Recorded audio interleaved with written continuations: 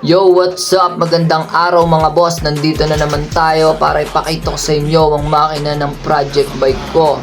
Ayan, kitang-kita nyo naman, napakarami na ng dumi at mga natuyong langis, napakadugyot, mga tumigas na grasa. Ngayon ay huhugasan natin yan gamit ang gasolina para mas mabilis siyang matanggal. Let's go! So bale, tapos na nga natin yan linisan. Binaras ko na gamit yung gasolina at natanggal na yung mga tumigas na oil, mga grasang natuyo, kasama yung mga alikabok. Ngayon ay babanlawan natin yan doon.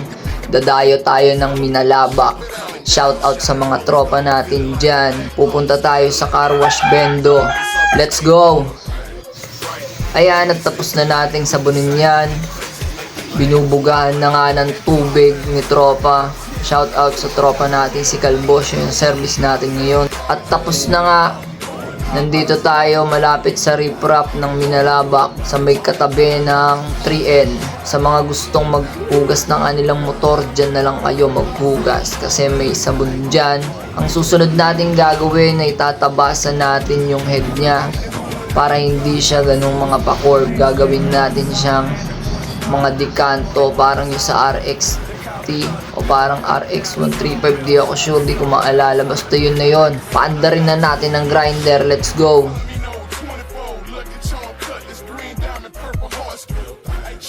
Lalagyan natin yan ng forma para mag-iba ang itsura ng head niya. Hindi siya sobrang lighten para iwas overheat din. Bawasan lang natin ng konti, parang mga kalahati na pa-slide. Ayan, iisa-isay natin yan. Tatanggalin natin yung spark plug at yung tornilyo kasi bumabangga doon sa cutting disc. Kailangan dapat pagtabas nyo na may suot kayong mga safety, kung ano-ano. Basta yun na yun, pang safety. Huwag lang matalsikin yung mata nyo kasi pag natalsikan yung mata nyo nyan, diretso kayo hospital nyan. Damn! Tapos nilagyan na natin ng taklob yung butas kasi baka pumasok yung dumi, di ba?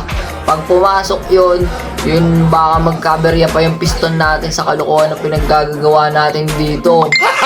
Baka magalit pa lalo yung mga manonood natin. Pagkatapos nating matabas yan ay hahasain ulit natin para mapantay yung pagkakat natin dyan.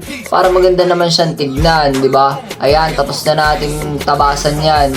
Tignan nyo naman yung kinalabasan. Napakabisa mga boss, tignan nyo. O, di ba? Mas maganda na siya kaysa nung una. Parang sa manok yan, tinabasan natin yung palong niyan. Mas pumogi, di ba?